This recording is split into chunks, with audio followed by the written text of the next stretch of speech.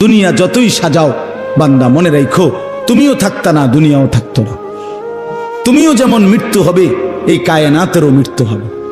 এই দুনিয়ার প্রত্যেক মানুষের মৃত্যু হলে সেটারে মৌত বলে, আর একদিন গোটা সৃষ্টি জগতের মৃত্যু হবে সেটারে কিয়ামত বলে। সেটারে কিয়ামত বলে। কেউ থাকবে না, আল্লাহ কথাটা বারবার মনে করাইছে। তোমার যেমন মৃত্যু হবে, সৃষ্টি জগতেরও মৃত্যু হবে। ইযাস সামাউন ফাতারাত ওয়া ইদাল কাওয়াকিবুন তাসারাত।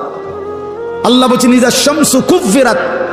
আল্লাহ তাআলা এভাবে বারবার বলছে ইযাস সামাউন শাক্কাত, আসমান ভেঙে যাবে, চূর্ণ বিচূর্ণ হয়ে যাবে, তারকারাজি খসে খসে পড়বে, সূর্য চন্দ্র আলোহীন হয়ে পড়বে।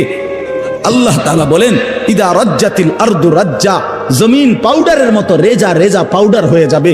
আল্লাহ তাআলা বলছে পাহাড়গুলো তুলার মতো ধুলির মতো উঠতে থাকবে। আল্লাহ বলছে বান্দা একদিন আমি গোটা কায়নাত আমি শেষ করে দেব, আমার সংসার আমি গুছায় ফেলবো, আমার এই কায়নাত আমি আল্লাহ তাআলা ইসরাফিলের সিঙ্গার ফু দিলে আমি আল্লাহ তাআলা গুটিয়ে ফেলব। এই কথাটাই আপনাদের সামনে এখানে আমি শুনাইতে চাই। এই অল্প একটু শুনে আল্লাহ তাআলা এখানে এই কথাটাই তুলে ধরছেন কোরআনের বহু সূরায়, যে বান্দা এই সৃষ্টি জগৎ একদিন থাকবে না, কিয়ামত হবে, একদিন ইসরাফিল ফু দিবে। ইসরাফিল যেদিন ফু দিবে, কোরআনে এই বর্ণনাটা দুই ভাবে আছে।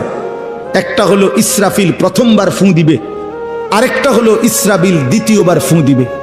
ইসরাফিল মোট দুইবার ফু দিবে। প্রথমবার ফু দিলে জমিনের মধ্যে ভূমিকম্প শুরু হবে।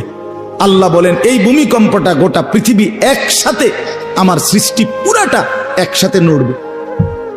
ইন্না জালজালাতাস সাআতি শাইউন আযীম। আল্লাহ বলেন বান্দা দুনিয়ায় বহু ভূমিকম্প তুমি দেখছো, তবে মনে রেখো কিয়ামতের ভূমিকম্প, ইসরাফিল ফু দিলে প্রথম যে ভূমিকম্প হবে, কিয়ামত সংঘটিত হওয়ার জন্য, গোটা সৃষ্টিটা ভেঙে চুরে যাওয়ার জন্য, সেটা হবে বড়ই ভয়ানক। সেটা বড়ই ভয়ানক। ইয়াউমা তারাউনাহা তাদহালু কুল্লু মুরদিআতিন আম্মা আরদাআত।